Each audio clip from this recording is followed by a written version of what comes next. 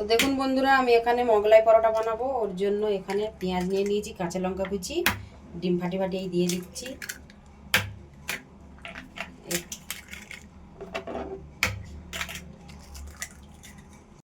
এই পরিমাণ মতন এখন এখানে নুন দিয়ে দেবো। আর এই সিমলা মির্চি কেটে রেখেছি ছোটো ছোটো করে, এই সিমলা মির্চিটা দিয়ে দেবো, দিয়ে এটাকে ফেটে নেব।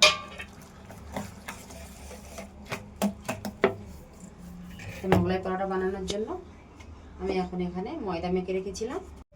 তো মোগলাই পরোটা করার জন্য দেখো সবগুলো বেলে নিয়েছি, এইখানে রেখে দিয়েছি বেলা। তো এখন ফোল্ড করবো কিভাবে দিয়ে দেখো। তো এই দিলাম। এবারে আমি এইটাকে এইভাবে প্রথমটা করছি, দিয়েই এইটাকে করব। এইটাকে যখন মুড়বার সময় এখানে একটু ময়দা লাগিয়ে নেব, নিয়ে এইভাবে দেব। তো প্রথমে একটা ছোট মতন করে মুড়ে দেখলাম। এইটাকে আমি এখন তাওয়া গরম হয়ে গেছে দিয়ে দেবো।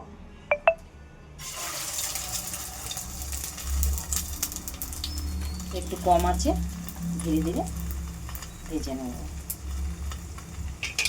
তো দেখুন এইভাবে এই দিয়েছি ভাজতে, কম আছে, উল্টো পাল্টে। তো দেখুন বন্ধুরা, সবগুলো কিন্তু বানানো হয়ে গেছে একে একে।